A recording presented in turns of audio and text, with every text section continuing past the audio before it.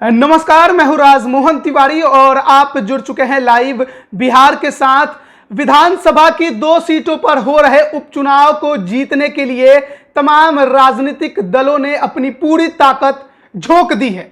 एक तरफ लड़ाई तो माना जा रहा है कि आरजेडी और जेडीयू में है, लेकिन गठबंधन के अन्य सहयोगी दल भी अब मैदान में उतर चुके हैं। एक तरफ एनडीए है जो कि एकजुट दिखने की भरपूर कोशिश करता नजर आ रहा है।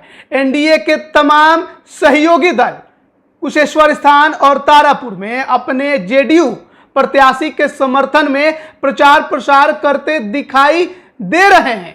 वहीं दूसरी तरफ महागठबंधन में इस बार थोड़ी सी टूट दिखाई दी है। कांग्रेस ने अपना एक अलग रास्ता चुना है और उसने दोनों ही सीटों पर अपने उम्मीदवार उतारे हैं। वहीं राजद ने भी दोनों ही सीटों पर अपने उम्मीदवार उतार दिए हैं। लड़ाई माना जा रहा है कि जेडीयू और आरजेडी में परोक्ष रूप से है, लेकिन अब आरजेडी का भरपूर समर्थन करने के लिए जो महागठबंधन के अन्य सहयोगी दल हैं वो भी मैदान में उतर चुके हैं। सीपीआईएम ने तो बहुत पहले ही इसका ऐलान कर दिया था कि वो राजद के प्रत्याशी को जिताने के लिए तमाम कोशिशें करेंगी। वहीं सीपीआईएमएल जो कि महागठबंधन की तीसरी सबसे बड़ी पार्टी है, वो अब मैदान में उतरने वाली है। सीपीआईएमएल के विधायक दल के नेता महबूब आलम और उपनेता सत्यदेव राम भी अब कुशेश्वर स्थान और तारापुर में कैंपेनिंग करेंगे आरजेडी प्रत्याशी के पक्ष में। जी हां, इसका ऐलान खुद सीपीआईएमएल ने किया है। सीपीआईएमएल का ये ऑफिशियल ट्विटर हैंडल से आप देख सकते हैं, ये ट्वीट किया गया है 21 अक्टूबर की शाम को, जिसमें बताया गया है कि बिहार उपचुनाव में महामारी, महंगाई, बेकारी से त्रस्त जनता डबल इंजन की चौपट सरकार को वोट नहीं देगी।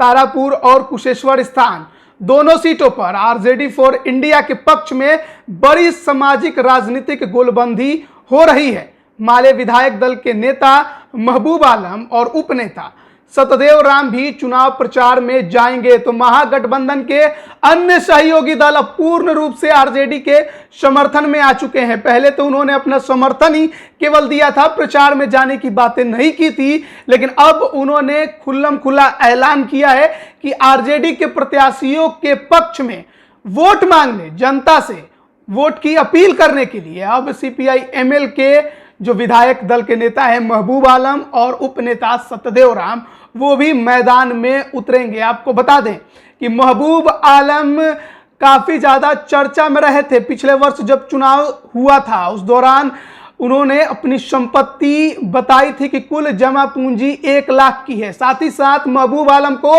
जनता का नेता बताया जाता है। 4 बार विधानसभा पहुंच चुके हैं और सादगी के एक प्रतीक माने जाते हैं। कहा जाता है काफी सादगी का जीवन जीते हैं। इनके पास कच्चा मकान है, वो भी 1 कमरे वाला, यानी कि 4 बार विधायक रह चुके महबूब आलम के पास अपना पक्का मकान भी नहीं है। और तो ये साफ कहते हैं कि लोग जब वोट मांगते हैं तो मैं वोट नहीं मांगता, केवल मैं प्रतीक बनकर नॉमिनेशन करता हूं, क्योंकि मुझे हमेशा से जनता के बीच रहने की आदत है और मैं जनता के बीच रहता हूं। ऐसे में मुझे ना ज़्यादा पैसे की ज़रूरत पड़ती है वोट मांगने के लिए, या फिर मुझे ना ज़्यादा ज़रूरत पड़ती है चुनाव के समय हर गांव और मोहल्ला घूमने की, क्योंकि मैं पूरे 5 साल घूमते रहता हूं। ऐसे में महबूब आलम को जनता का नेता बताया जाता है।